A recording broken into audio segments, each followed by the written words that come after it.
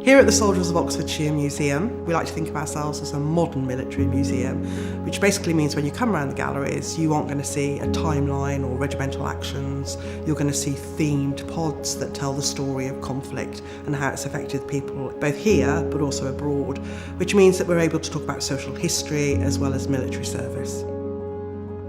The Creative Collections grant was really important to us because when we saw the funding pot from the South East Museum Development, we knew it would really chime with the work we'd already been doing with Ron Abraham, who had started IWAW, which is Iraqi Women, War and Art. So we really felt it was an opportunity for both her and us to really ride where we could go with looking at displaced people, and particularly women. I mean, that's really important for us in the museum. You walk around, there's always stories about men, there's very few active stories about women. So the Iraqi Women War and Art group came in with their families and their friends, and they would engage with our own visitors, they would run little workshops. I spoke to them about what certain objects meant and what the themes of the museum were, and then they went off with clay and created their responses to actual objects in the pods. So the pods tell lots of different diverse stories. One of the pods, for example, tells about prisoners of war, and for lots of the Iraqi Women and War and Art group that came in, that had a real sense of resonance to their stories.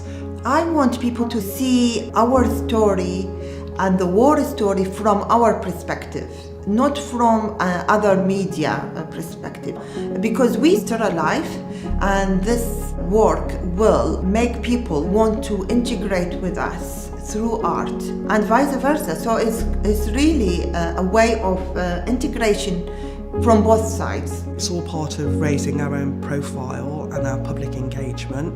We want to be a different type of military museum, so not just tell the historical stories, but bring it right up to date, modern stories. And obviously these women have very real, tangible stories to talk about what it is like to go through conflict. And it was also a way of actually giving a different interpretation to our own collection. You can come into an object, you can come into a museum, look at it, read the caption, and then you go.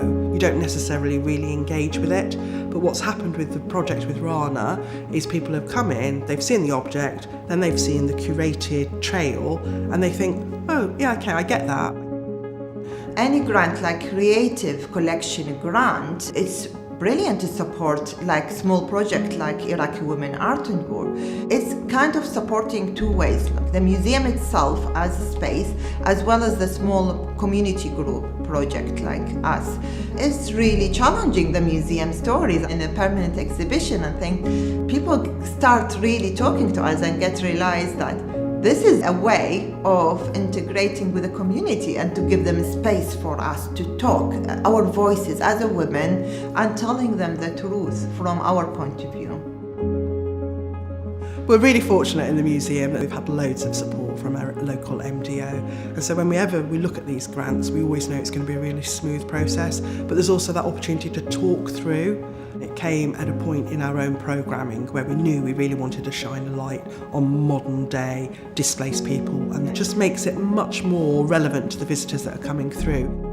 I just want to say a big thank you to all the women who really engage with the Iraqi Women Art and War. Thank you to the Soldier Museum of Oxfordshire, and thank you to South East Museum Development.